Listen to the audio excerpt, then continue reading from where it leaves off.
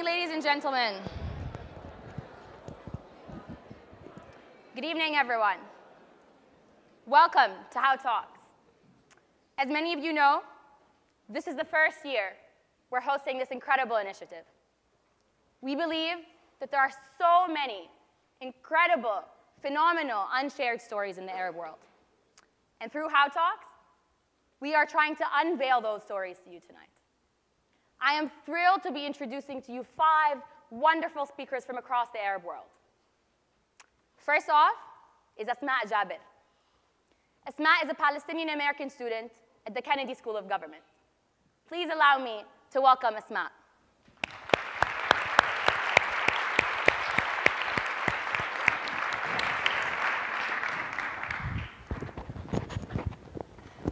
It's on. Can you hear me? Okay. The old will die, and the young will forget. For the Palestinian people, the first part of the statement is true, as it is for anyone. The second, however, is wrong. I used my first paycheck out of college to take my father on a trip. Now, I didn't choose your typical destination of a beach house or a cabin in the mountains to go skiing. I chose your not-so-typical destination of occupied Palestine, my father's homeland. I chose this destination because I did not forget. I did not forget the story after story that my father would tell us over the breakfast table, in the car, or while picking figs in our backyard in South Carolina. Stories of the hills and the fruits of Palestine. Stories of the land that he used to till and the kilos upon kilos of grapes that he would pick. Stories of his day-long hikes in Jerusalem, leading to the old city where he loved to explore the sights, the sounds, the alleys. Then there were the heart-wrenching stories of dispossession. Stories of how his family packed up their belongings and their child, my father, in 1948 in Nazareth during the Nakba, or an Arabic catastrophe, the ethnic cleansing of Palestine by Zionist and later Israeli forces, leading to the expulsion of 750,000 Palestinians from their home. They thought it was temporary, my family. It has been 65 years. That dispossession led to another, my father's exile at the Allenby Bridge, the now border crossing point between Jordan and occupied Palestine. After the 1967 war, in which Israel occupied the West Bank, Gaza, and the Golan Heights, my father tried to go back home, as he was living abroad at the time. Now, he recalled to me how just days before, my grandmother was so excited for him to come home to Palestine to see the remodeled apartment that his hard-earned remittances had resulted in.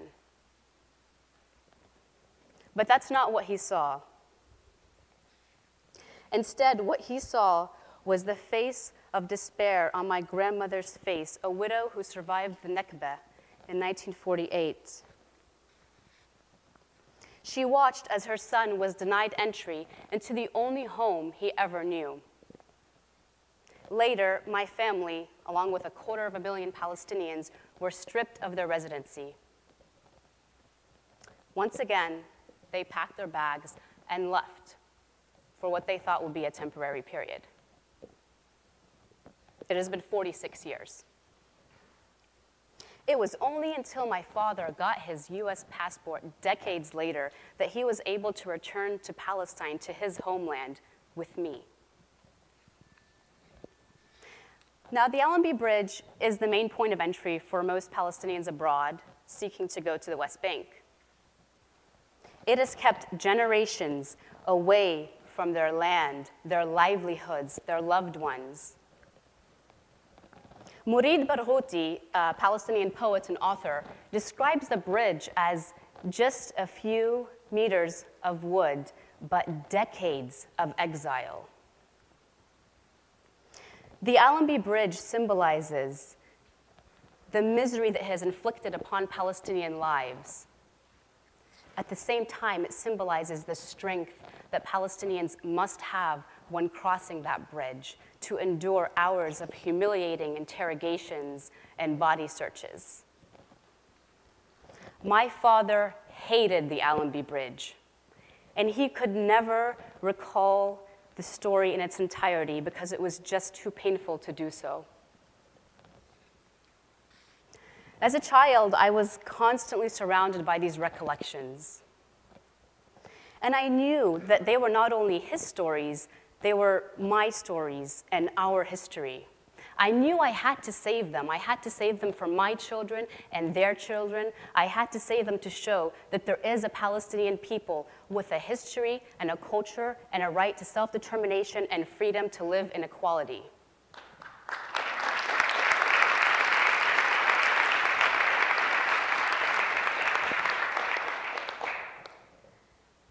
Needless to say, I began feeling very disconnected with my South Carolina surroundings. There I am, a Palestinian in South Carolina. And I also felt somehow less Palestinian, as if being born in the diaspora diluted my Palestinian identity. I longed to feel rooted. I longed to know my family more in Palestine, to go and really explore my homeland for myself. It is those feelings and that initial trip with my father that led me to recently return and live in Palestine. It is then that I felt a connectedness that I had never before felt. I felt as if I knew my family there forever, though it was my first time really getting to know them.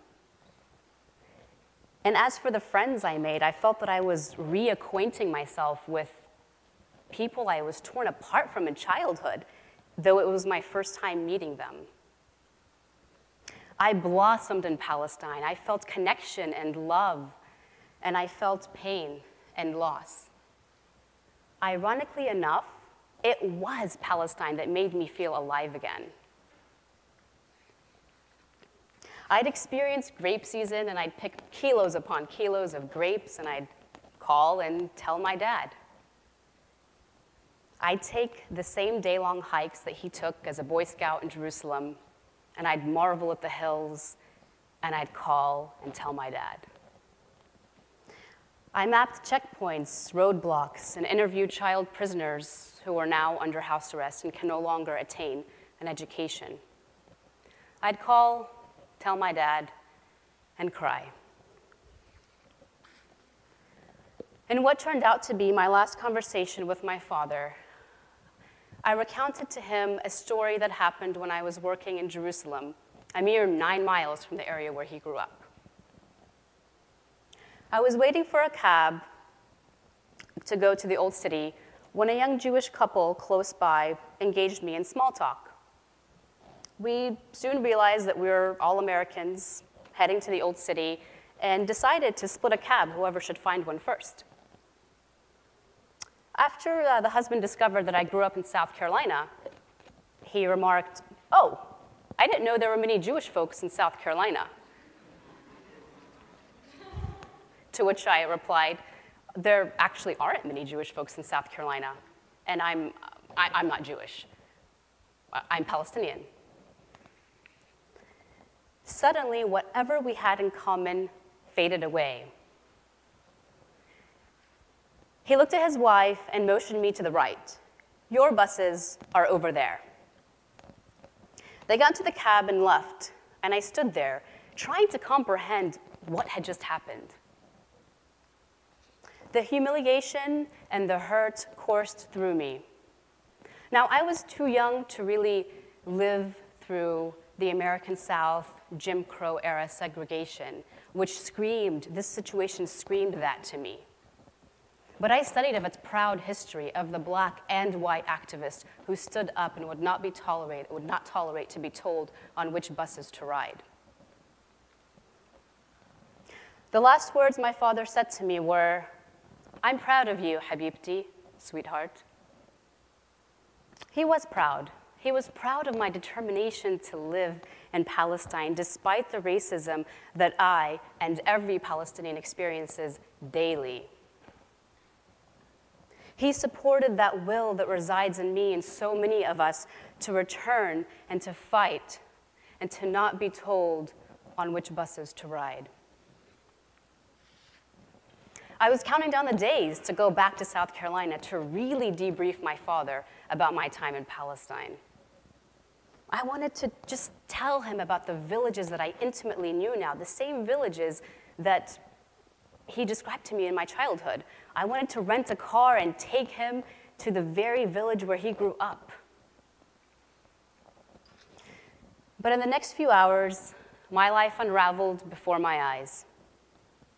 News of my parents' accident reached me, and I was making a digitized map of my father's village in Palestine to show him what was there now at the very moment that I heard he was not going to make it. I hurriedly packed whatever belongings I could, and I headed to the Tel Aviv airport, which is actually built on the Palestinian village of Al-Lid. My eyes were swollen, and panic and denial overcame my body. It somehow managed to dawn on me, though, that there I was taking the same path that he took in his youth so I could go spend his last moments with him. At the Tel Aviv airport, I could barely speak. I did manage to tell the Israeli officials who were holding my passport what was happening with my father. But that didn't matter. They strip-searched me down to the very last article of clothing as I was en route to see my father one last time, strip-searched by the same occupying power that displaced him and me.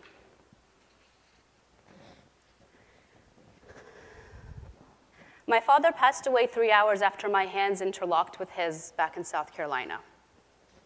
His memories, his resilience, and his history, however, will never die because they live in me and they live in us. The Palestinian refugee issue is the core issue, and right is our return. It does not threaten anyone's security. There are 7 million Palestinian refugees in the world today, the largest refugee population, and 70% of Palestinians are refugees. Some of them have been able to take their parents on similar trips that I took mine on, but most of them actually have not because they're not allowed to enter. We are divided and defined by the IDs we hold. West Bank ID, Gaza ID, Jerusalem ID, Palestinian citizen of Israel, no ID. So what is dispossession? Well, basically defined, it is the putting out of possession or occupancy. But it is so much more than that. Dispossession is incompleteness. It's a remodeled home for which you tirelessly worked, but that you never enjoyed. It's disconnectedness and connectedness at the same time. It's finding yourself over and over again. Dispossession is eating grapes in South Carolina, but missing the taste of your own. While recently picking figs from our backyard, it dawned on me that my father had painstakingly done everything in his power to reinvent Palestine in our own backyard, to plant those fig, olive, and plum trees that were reminiscent of his childhood and to adorn our fences with grapevines. But none of it felt or tasted the same, I'm now sure. Dispossession is reclaiming a right and finding love. It's meeting my fiancé, who is also on his own path to explore his Palestinian roots, at the very same bridge where my father was exiled, at the cusp of the diaspora. Instead of seeing my grandmother's face of despair that day, I saw the face of my soon-to-be husband and the face of a future Palestinian generation crossing that same bridge, but this time going back. Dispossession is going back. No matter how many articles of clothing are stripped off your body by the occupier, no matter how many times you have to purge your email and clear your browsing history so that the mere mention of the word Palestine doesn't get you deported from your own homeland. It's going back, no matter how many walls are built on the beautiful hills that our ancestors used to till. It's growing into the shoes of our ancestors and carrying a burden too heavy to ignore. Dispossession is loss. It's missing something you've never had and loving it even more. There is meaning to the fact that I was beginning to know my homeland inside and out at the very same time my father was taking his last breaths. Dispossession is our history and our pain. It's our hope, and it's what led me to love. Dispossession is not forgetting, no matter who gets old and dies. My father died, but I have not forgotten, and we have not forgotten. Thank you.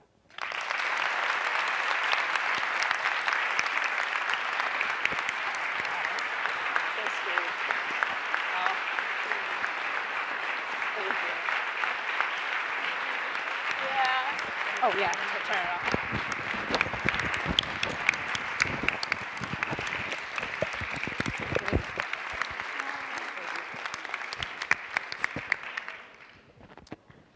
Wow, thank you, Esma.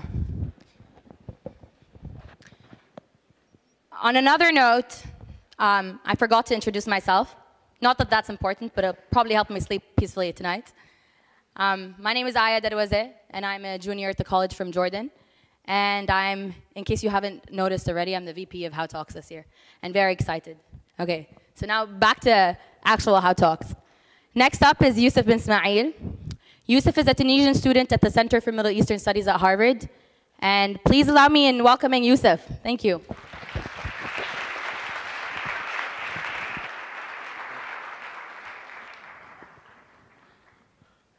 Wow, can you hear me all?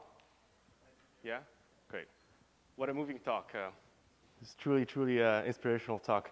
I want to talk about something that is rather different today. As I said, I'm a Tunisian student. I'm a graduate student at the Center for Middle Eastern Studies here.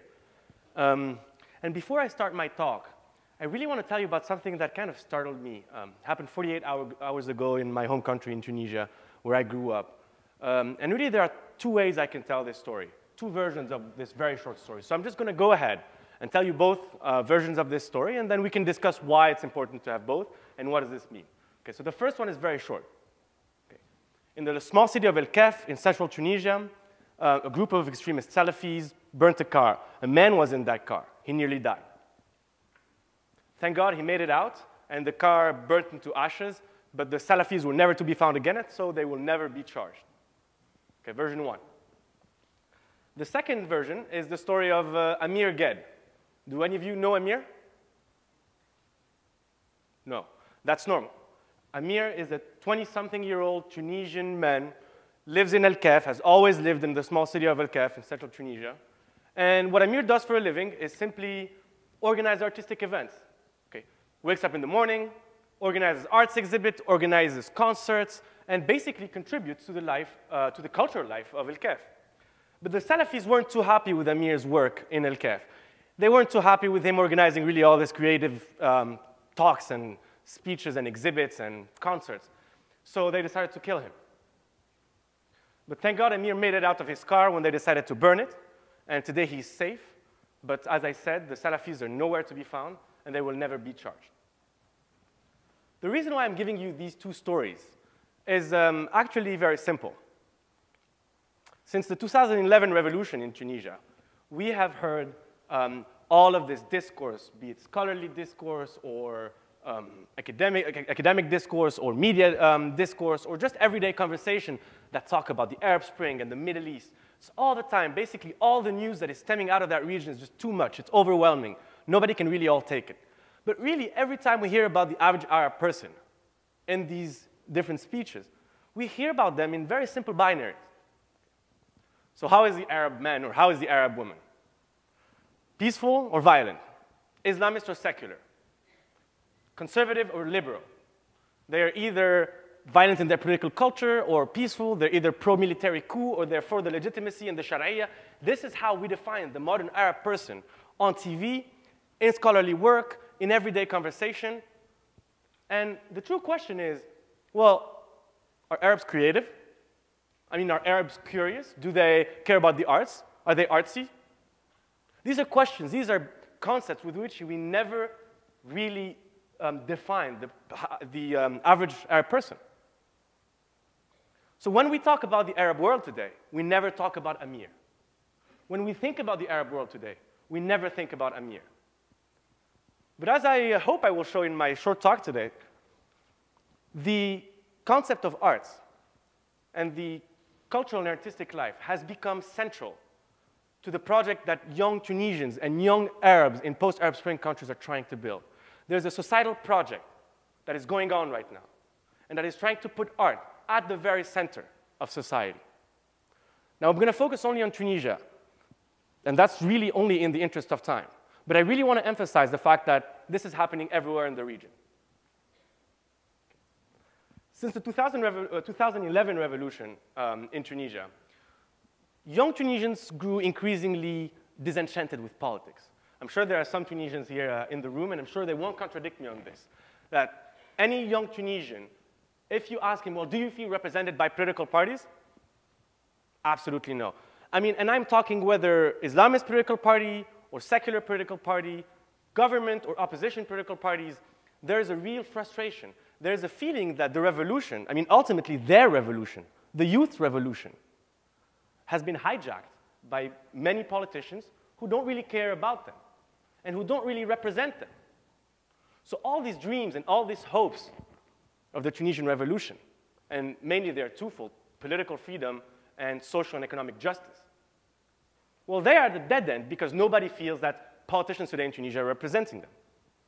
And I mean, really, I don't know about you guys, but I cannot blame them. Here's the one piece of statistic I'm going to give to you today. Only one. The average age of the Tunisian martyr who died during the 2011 revolution is 27 years old. That means that the average person who died in 2011 so that politicians could occupy those positions and debate in parliament and draft a new constitution was a 27-year-old person who died in the streets because of his ideals, because of his dreams, and because of his hopes. Now, the average age of a senior, high-ranked politician in Tunisia today, across the political spectrum, is 76 years old. So can you blame a 27-year-old person because they're not represented or because they don't feel represented by a 76-year-old person who didn't do this revolution, who didn't contribute in this revolution? No. So because of this dead end in terms of political representativity, well, all these dreams and all these hopes that the revolution carried, they have shifted toward a new kind of representativity. And this is a representativity that takes place through a new media, and that is art. Artists today, since 2011, and because censorship was lifted, are able to expose their art. They're able to exhibit their artwork, to post their songs online, to write on politics, to write on social issues. And all this corpus of tremendous artwork, all this community of incredibly talented artists has emerged in Tunisia in a way that has never been seen before in 2 years. Artists like, rappers, Clay BBG, World de 15, Vaipa, like singers like Bendirman, groups like Gultra Sound System. I mean, cartoonists like Willis from Tunis or Zed, who will be speaking in a couple of days here at Harvard. Calligraphy artists like El Cid. Also writers and filmmakers and playwrights, all of them, they have created this new core of a collective artistic community. Now, make no mistake, I'm not talking here about an underground society of artists that only I know because I'm a fan of the arts and that nobody really cares about in Tunisia. I am talking about people, and some of them have become national heroes. They have become national symbols. They are at the center of society, and they are at the interaction between, or the intersection between politics and the arts. Now, of course, because art has become this new media for political representativity among the youth, and because their voice echoes so deeply into the minds of the young Tunisians, the state felt threatened. The state felt that the arts brought competition, that the new representativity that took place through it undermined their legitimacy. So what does it try to do? Well, almost mechanically, it tried to silence it. It tried to restrain it. And it repressed it. Now, at this point, I just want to give you a few examples of how this took place. In spring 2012, there was an event called the Printemps des Arts. Okay? It's an art exhibit. It's a huge art exhibit in Tunis. It takes place in the suburb of La Marsa, and it's a big event. It's like a nice suburb, and it was a yearly event that took place for many, many years. And it was really a great opportunity for many Tunisian artists to be able to show their art and for people to come and talk to the artists. And Tunisians felt very proud about this event, just because it was one of the central, main, yearly arts exhibits. But in 2012, again, a group of Salafis decided or deemed that this art was too explicit, that the content of that art was too radical. So during one night during the exhibit, they decided to get into the fair, get into the actual building, and they destroyed and they stole some of the art. So the next morning, the artists came and discovered all this, and they went directly to the Ministry of Culture. And they talked to the minister, and they said, you have to do something. You have to say something about this. We are the artists. You're the Ministry of Art. You're the Ministry of Culture. And sure enough, the minister decided to give a speech. And he was scheduled. Then the Minister of Culture came out, and he said that he condemned the artists, and that indeed some of the artwork was explicit, and that it was too explicit for it to be shown. And so he had the ministry confiscate a lot of the artwork. Now, about the Printemps des Arts exhibit, it was never organized again. Let me give you another example. In fall of 2013, a Tunisian rapper called Oued El-15, at this point not very well known, issued his new song. And in his new song, he severely criticized, harshly criticized the police, because he deemed it was corrupt, and he thought it was completely repressive. And so, bear in mind that this is just a small rapper making a video, and he put it on YouTube. And many people were involved in the making of this video that basically contained a critical message towards the state. That very message that the politicians didn't have anymore, and that the youth criticized them for not having anymore. Well, as soon as the video was put online, not only Oued El-15, but also all the people who were involved in the making of this video were arrested. And only after a 2-year-long judicial battle was his sentence suspended. The same year, later on in 2013, he was doing a concert along with another rapper called Clyde BBG. And both of them were arrested right after the concert, charged with conspiracy against the state. Think about this concept. And I can tell you so many stories like this, like how genius political cartoonist Zed is forced into anonymity every day because he receives daily threats. Or how Tunisian filmmaker, now listen to this, Nasreddin Sihili, he was charged with conspiracy against the state for throwing an egg on the Minister of Culture. And that's, by the way, the same Minister of Culture who failed to defend the artists during the Printemps des Arts affair.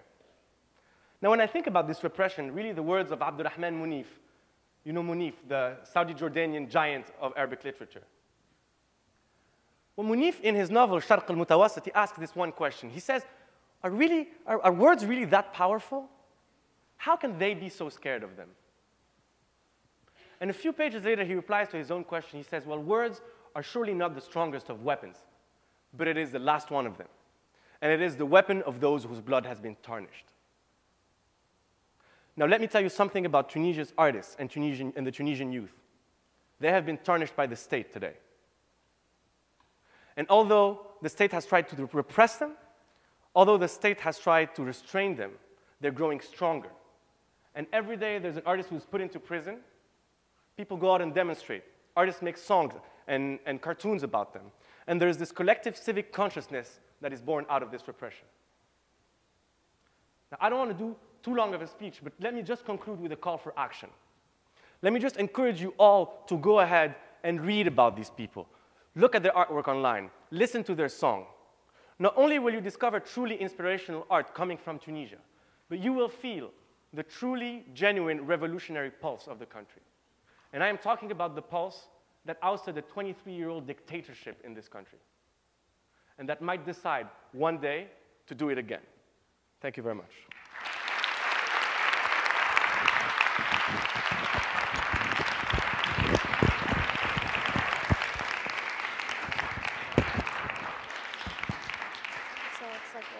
Just do him in position real quick.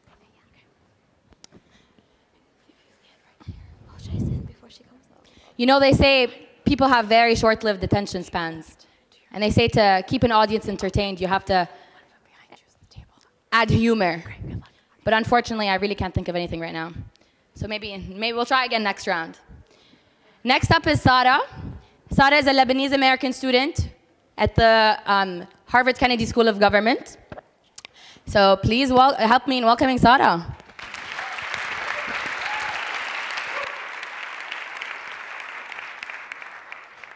Hi, everyone.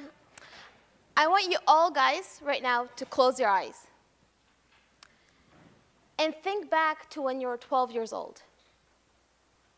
I want you to think about the activities that you used to engage in when you were 12 years old. Some of you might remember playing soccer in the backyard with your friends.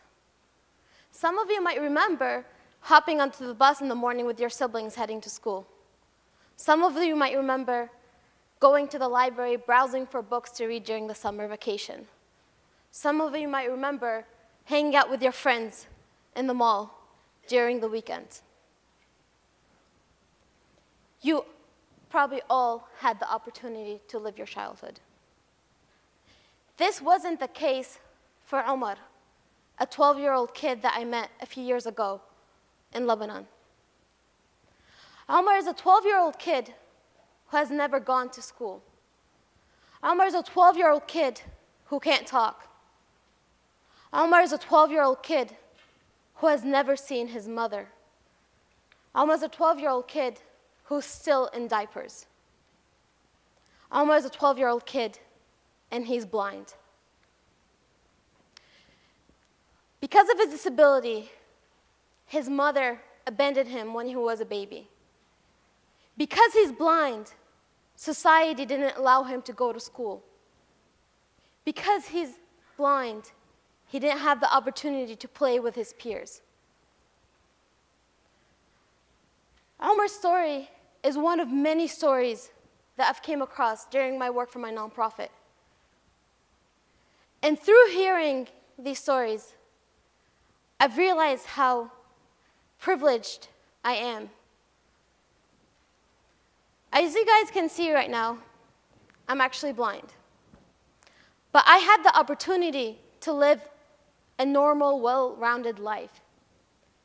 And this is because I had the support system, the right infrastructures, the right policies, and parents who believed in me. I lost my vision when I was 7 years old. One day I woke up and the world was completely altered. It was kind of scary. I woke up and I couldn't see anything. I remember telling my mom what was going on, and my mom realizing that her second daughter was also blind. She hugged me really tightly. And even though this probably was really scary for her, this probably was really breaking her heart, do you know what she told me? She said that everything was going to be okay. And everything was okay. She believed in me. She believed in my potential. She allowed me to live my life. She pushed me to the end. She never let me utter the words, I can't see this because I can't. I can't do this because I can't see. Because of her belief in me, I was empowered, and I was able to do and live a normal life. I went to the mainstream public schools. I went to college. I had a chance to, have friends and interact with my peers. And because of my mom, this is where I am right now.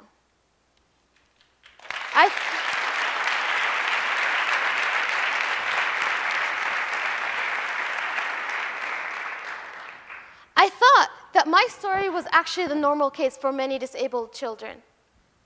But as it turned out, Omar's story is actually the rule and not the exception.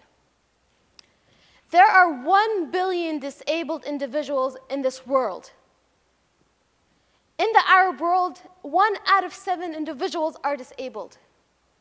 Only 2% of them have ever gone to school. Only 3% of them are literate. And the stats are even worse for the disabled women. Only 1% are literate. Disabled individuals are sexually assaulted 5 times more than any average person. Why is this the reality? Why is this the case for the disabled population? It's because they are an invisible population to us. They are the poorest of the poor. They're actually 85% of the disabled population live within the poor bracket system. Let me ask you a question right now. In the audience, how many of us are disabled? Let me take it a step further. When we're in restaurants or in grocery stores or walking down the street, how many disabled individuals do we see? It does not even come close to 1/7. Why is that? Why is it when we do see someone disabled, we are shocked? Why is it that the disabled population is not integrated? It's because we always see the dis and the disability. We always see what they cannot do and instead of what they can do. This is not just a human rights issue. It is a human rights issue, but it's more than that. The Arab population is losing out on 1/7 of the potential that lies within that disabled population. By not integrating them, they're losing out on that huge potential. Every single person in this world has something to give to society. Every single person in this world can be productive and contributors, members of society, as long as they are given the support system that they need.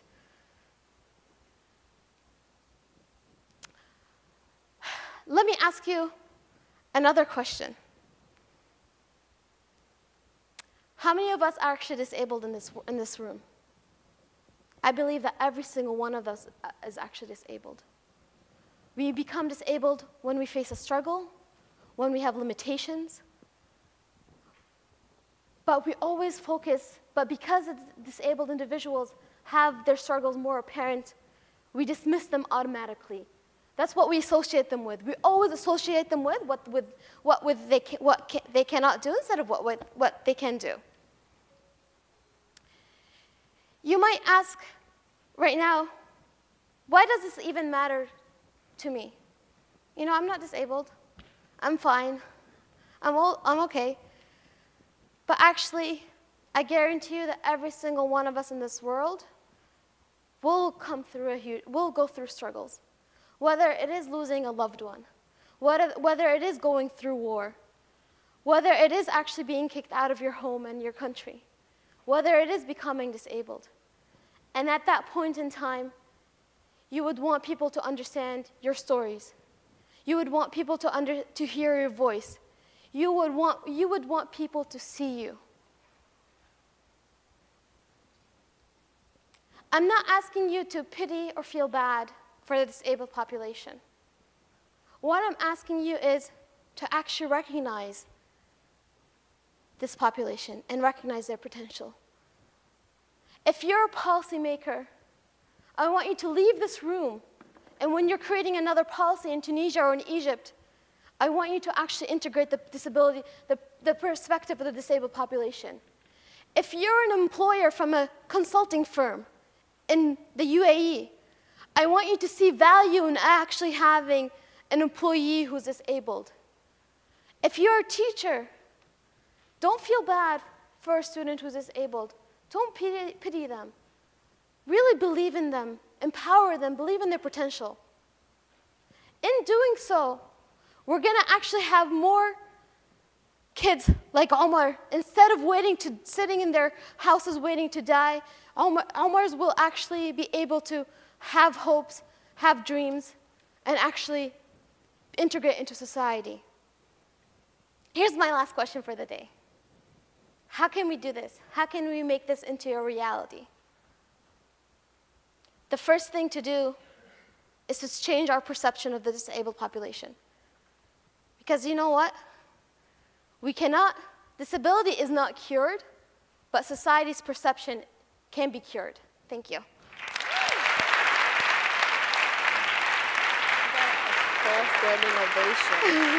Really? Around, got a full standing ovation. Oh, wow. Everyone is standing. Oh my God.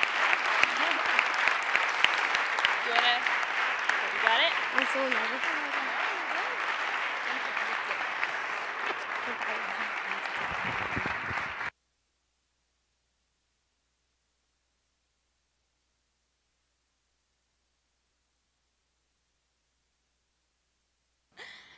Wow, that was mind-blowing. No wonder I'm chairing and not actually speaking. Okay. Next up is Nadia. Nadia is a Tunisian student currently pursuing her LLM from Duke Law School. Please allow me to welcome Nadia.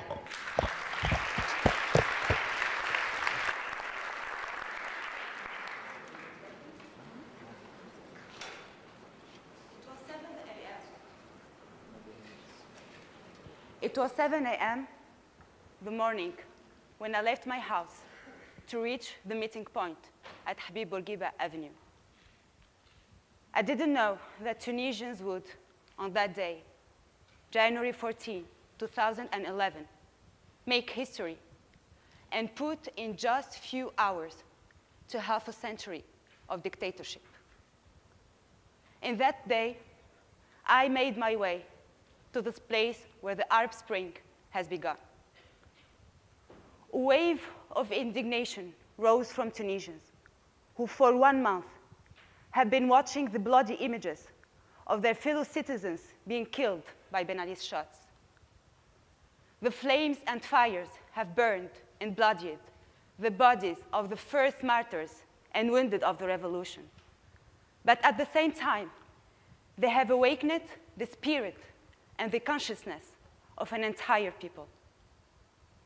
And that day, every one of us felt summoned to stand up for justice, freedom, and dignity. In that day, we were thousands of people gathered together to seize our date with history. Freed from the yoke of colonialism, but infantilized by the consequent dictatorship, Tunisians have been gagged and sheathed by Ben Ali's regime. In that day, we were there to remind the world that human consciousness never dies, and that democracy is a universal quest that never fades. I was standing in front of the Interior Ministry, the greatest symbol of repression and terror in Tunisia. And I was adding my voice to those of the revolted, and to those who from the beginning have supported the Tunisian revolution, including the Tunisian Bar Association, the far-left political parties, the Tunisian General Union Labor, and the Tunisian League for the Defense of Human Rights. Our cry of revolt was guttural. It was an explicit demand for freedom and democracy. For many hours, we shouted for the removal of Ben Ali. Our unique strength was our fury to defend ourselves, and our faith that time has come to force the dictator out of power. For the first time in my life, I felt that when people rise, the dictatorship must end. And I finally understood the meaning of the renewed words of the Tunisian anthem, wrote by the greatest Tunisian poet and my grand-uncle, Abu Qasim al-Shabi, who said, إذا الشعب يوماً أراد الحياة فلا بد أن يستجيب القدر ولا بد لليل أن ينجلي ولا بد للقيد أن ينكسر. If one day people desire to leave, then fate will answer their call. And their night will start to fade, and their chains will break and fall. We were surrounded by the police. I looked up, and I could see the snipers with their rifles pointed straight at us. But we were not afraid. Fear was on the eyes of those who were carrying weapons. Fear was on their fingers, threatening to pull the trigger. Suddenly, I heard the crack of a shot being fired. Tear gas was thrown, and the square was covered with a thick smoke. Time stopped. I could not breathe or move. My eyes and my thoughts were burning, and I fell to the ground. Through the veil of smoke and panic, I could see the people flee as I lay there, helpless and paralyzed. For the first time in my life, I felt death. Suddenly, someone lifted me up, put a tissue in my nose, and pushed me forward. And I found myself running for hours amongst thousands of people, feeling completely lost and disoriented, as were my freedom, my humanity, and my destiny. I came back home, and before I even had time to rest, the news of Ben Ali fleeing the country was covered by the mass media all around the world. The democratic transition had begun. We were finally free. And it was such a powerful and wonderful feeling. Actually, when you discover freedom, you just rediscover the beauty of life and happiness. I remember that I used to walk in the street of Tunis, just admiring the beauty of the city. People also were beautiful, because they didn't have anymore this fear on their faces, the fear that we used to convey to each other by the mere fact of pronouncing the name of Ben Ali. Revolution has restored our self-confidence, and we started to talk. Today, every house, every street, every newspaper, radio, TV channel, and all the social networks are spaces dedicated to the freedom of expression. The real achievement of the revolution is first and foremost the fact of having turned each individual into a fully fledged citizen and a tireless protester. So in the path to democratic transition, we elected on the 23rd of October 2011 a Constituent Assembly. And by doing so, we granted our happiness to this elected body.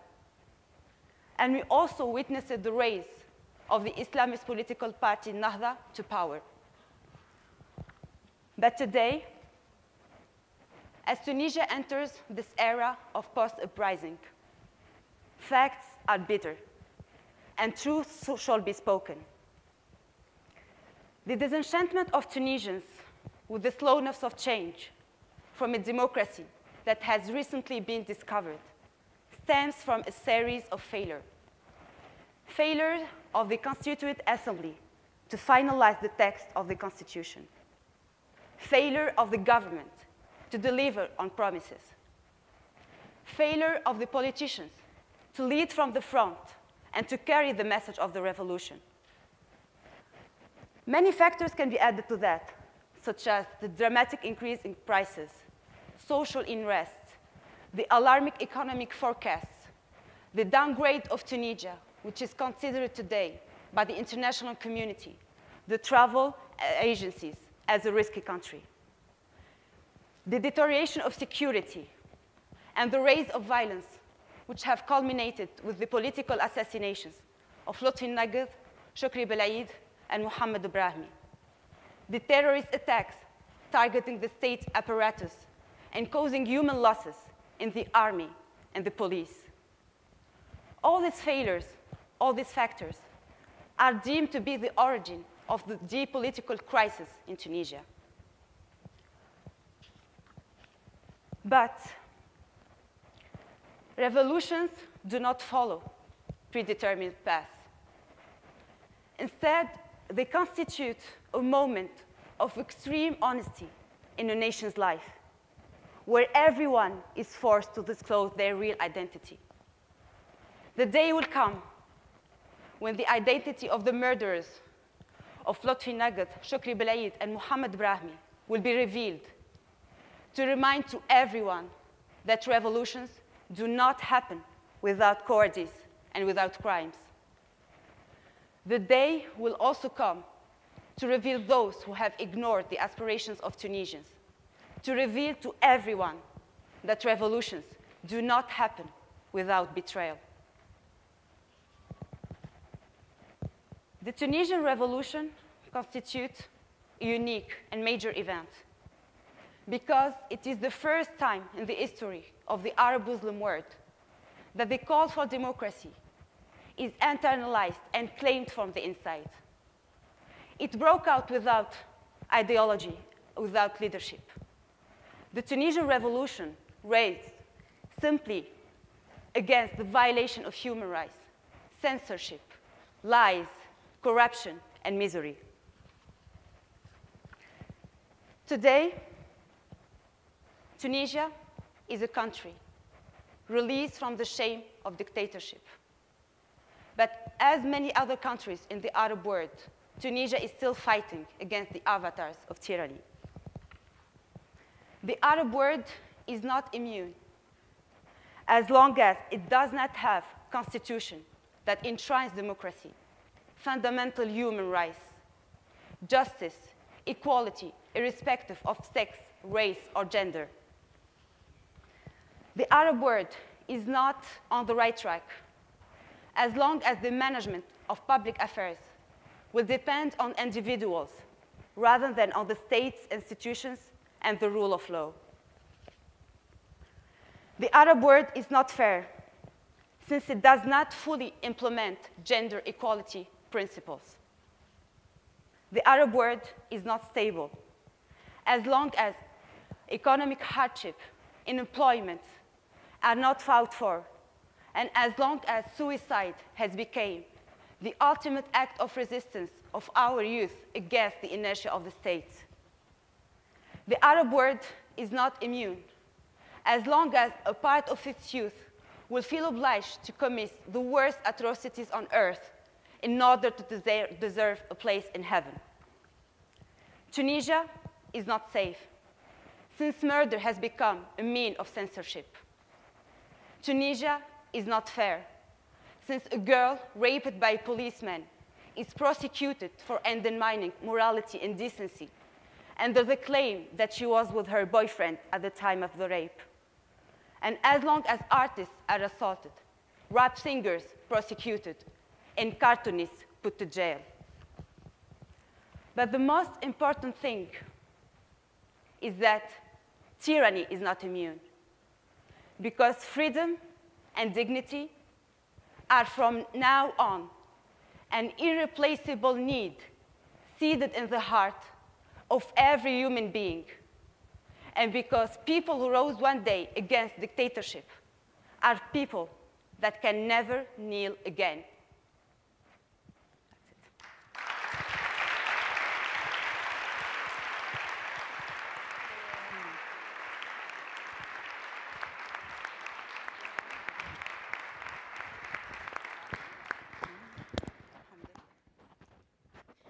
Thank you, Nadia.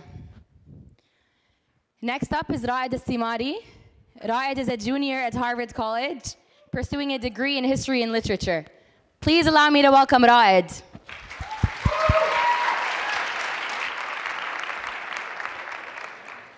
Allow me to begin this story, my story, in a middle school teacher's lounge. Seated in the corner, I searched desperately for a way out of this mess. Across the empty room, My teacher investigates the evidence of my crime intently before passing any judgment. What have I gotten myself into? Scared that my thoughts would echo across the silent room and reach him, I start to focus on the Quran verses and prayers that lined the walls, hoping for a miracle, or for the school bell, or anything to end this silence. Astaghfirullah. Ask God for forgiveness. My teacher begs as he walks towards me. Do you not realize the danger of your actions? These things can damage your mind. Knowing better than to argue, I stutter an apology and put on my best fake guilt face. If you were a few years older, you could face serious consequences.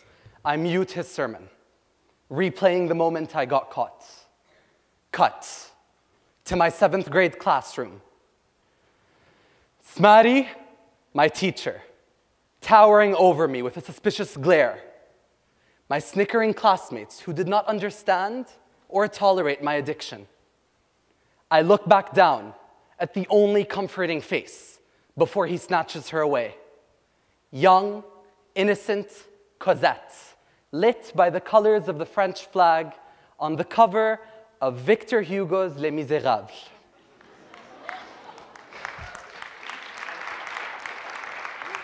Cut. I feel an introduction is in order.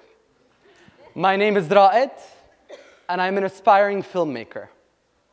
After hours staring at the blank document that would become this speech, I began to ponder how I ended up here, sharing a lifelong commitment with such certainty to a room full of total strangers. I like to think that my commitment to cinema arose from an accumulation of key moments in my life, vivid memories that would play out in my head and turn into scenes with specific aspect ratios that I would cut. And to clarify, I don't view my life as a movie, except in rare occasions, such as when I wrote this speech and ended up with a bizarre attempt for a film pitch.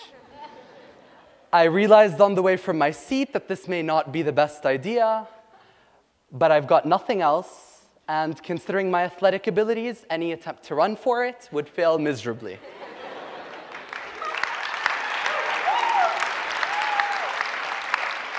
So without further ado, action. Cut. Back to the teacher's lounge. He hands me back my copy of Les Misérables and, to my surprise, lets me go with a fairly gentle warning. MashaAllah, I encourage your ability to read in other languages, but learn from the West in constructive ways, science and technology.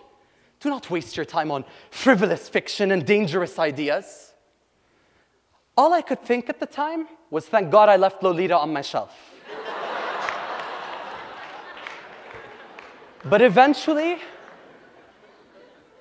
I realized that it was at this moment that I felt the bubble I had built for myself collide with my surrounding society. Cut to my bedroom, my adolescent bubble. Mama enters with a box from Amazon.com. An opening montage. Music plays, the opening credits roll, to shots of me throughout my awkward teenage years. I devour the contents on my computer screen, my eyes glued to iconic images from Truffaut, Lynch, Almodovar. Baba hands me a familiar bag, a Jarir bookstore. I fall asleep to the scent of paperbacks and wake up to occasional marks of drool, showing me where I left off. I am madly in love with the art of storytelling. My parents actively nurtured my obsession, but I still feel the need to keep it a hobby, keep it a secret. Cut to my high school classroom at my new co-ed American school. 10 a.m. The board reads, career fair, law. It's all about language and narrative, I state pompously, sharing my legal expertise from To Kill a Mockingbird and 12 Angry Men. The corporate lawyer enters and begins to speak. Good morning, everyone. My name is Cut. to 10:15 a.m. The lawyer's words are muffled in the background. My eyes dart left to right. My head is tilted downwards. I do not remember the lawyer's name, let alone what he was talking about. But I still know the exact passage of A Clockwork Orange that I was reading at that moment. Cut to, I don't know exactly. You see, initially I envisioned a breakthrough moment in which my passion suddenly materializes into a tangible goal.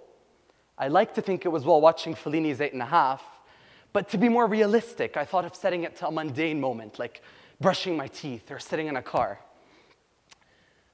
To be perfectly honest, however, admitting my passion to myself was a gradual internal process that is far too complex and too boring to share with you all today. The simple truth is, I was afraid. I was afraid of failure, especially at the cost of going against so many prevalent views in my society. So maybe this story is about my struggle with these views. In which case, cut to my family living room. My parents on the couch during their usual after-work routine. I don't recall exactly how the conversation started or how it went. The words seemed to fly out of my mouth, but I do remember being prepared to defend myself, to argue. I even put together a speech praising the therapeutic functions of art and condemning its taboo nature in my society, only to be underwhelmed by their response. Do whatever makes you happy, Habibi, as long as you don't hurt others. But wait, what? It's your life, and we support you no matter what. Okay, thank you, I guess. Then, Mama gives me my cue. But you're young. Keep your options open, have an open mind. I explode into a rant and storm out. Cut.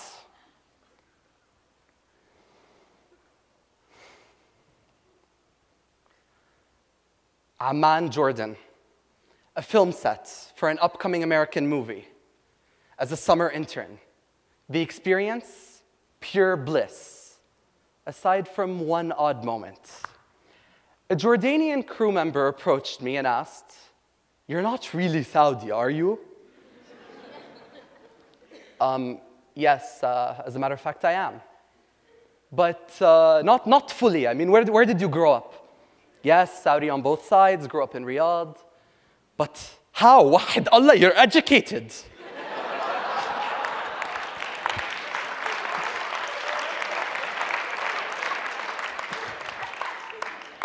I try to smile, try to laugh, but I feel a familiar queasiness in my stomach as it hits me. It's not only Saudi. Misconceptions and stereotypes would face me no matter where I go. Cut to a restaurant in Riyadh. Sushi night with my mother. With an "I told you so" glint in my eyes, I narrate all my victories that summer.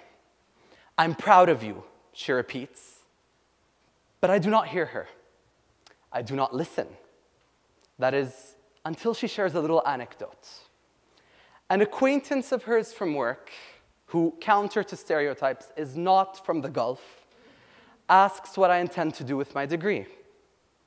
Upon hearing my mother's response, she gasps, "إيش هذا التخصص الوسخ?" What a dirty area of study. I would die before letting my son be corrupted like that. "Mama, stop. Why are you telling me this? What are you implying?" I explode once again to my mother. I explode one time too many for this movie, so just cut. Cut, cut, cut, cut, cut, cut. What was I thinking? Cut.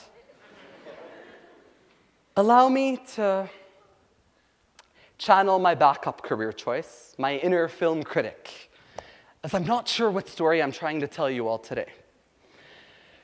As much as I prefer to see it that way, this is not a simple story of an impossible generational gap, of tradition versus modernity. A movie that is fair to my mother would include the scene in which she loses her breath defending me to that woman. It is a story of a proud mother's concern for her stubborn son, of her worry about my inability to adjust my expectations in a business that revolves around that very skill. So it took me very long to realize this, and I'm sorry for my constant explosions. So what kind of story am I trying to tell? Perhaps it is a story of triumph against my society, Ra'id versus Riyadh, but if so, against what exactly? Have these misconceptions really been challenges for me? I mean, I've realized more often than not that although they're inevitable, stereotypes are far from fixed. My Jordanian colleagues' view that Saudi and educated are mutually exclusive categories soon changed. And we experienced a very warm goodbye at the final wrap party. As for my mother's friend and my middle school teacher, well, they value tradition. And I believe they're more than entitled to their beliefs, as I am to mine. But at the end of the day, are their beliefs really barriers to me? Honestly, I think they are only if I allow them to be. So maybe this is a more internal triumph, a coming-of-age narrative. But frankly, I do not feel much older or wiser than I did at that middle school classroom. And to tell you that my feelings of fear and self-doubt have disappeared would be a huge lie. There are still days on which I panic, worry that no one is interested in the stories I have to share, and even, God forbid, browse through law school applications. So, I realize I'm in the law school right now, but sorry. So what message can I leave you with? Maybe I can emphasize the lessons I learned from my parents and from my society. You know, don't be influenced by dominant views, because just because they're dominant doesn't mean they're right. And always be open to adjust your expectations as you strive towards your goals. But honestly, I won't. Because A, I'm sure you've heard some form of this advice before. And B, even if you have, I know it can be impossible to follow. At least for me, it has. I definitely cannot tell you that if you keep on believing the dreams that you wish will come true, because my life is not a Disney movie. It is an ongoing, unpredictable, and often messy process, as I'm sure all of yours are. All I can share definitively is what got me through those days of insecurity and fear. So, cut to the closing montage, my dorm room, my college bubble. Snuggled under the covers, I begin to devour works by Arab writers, by fellow Saudis. I escape from the stress of college via Abdurrahman Munif, Raja Alim, and Abdu Khal. I rewatch Haifa al-Mansour's Wajda for the 7th time and follow Saudi Arabia's first bid for the Foreign Film Oscar. By looking at the big picture, I see people that share my background and even lack my opportunities, but who still manage to spread their stories and reach me within my safety zone.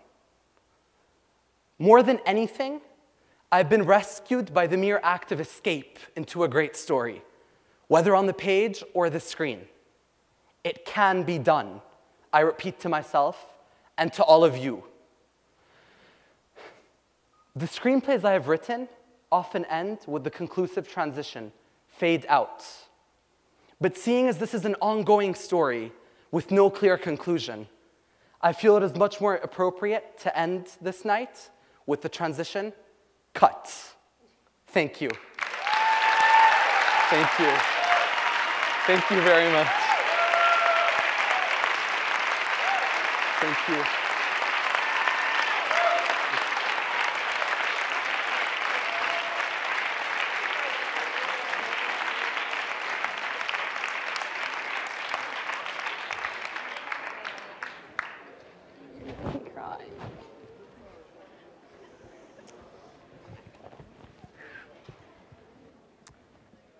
Okay, so that marks the end of HAW Talks.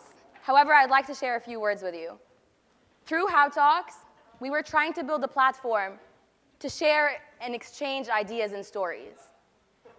I have no doubt that everyone in this audience has a unique story to tell.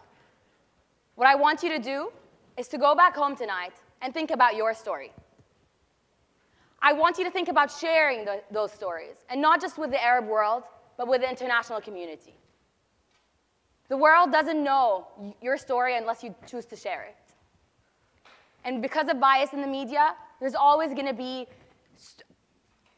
the truth state of affairs is not going to be, my God, I'm completely losing my English here. But what I'm trying to say is I want you to think about your story and go back and share your story with the rest of the world. I expect to see a lot of faces in the audience next year, but on this side. And I hope that you will encourage this initiative, and I hope that you will go on and try to conduct similar initiatives in your schools, in your work, or wherever it may be. So please, just think of your story and share your story. Thank you.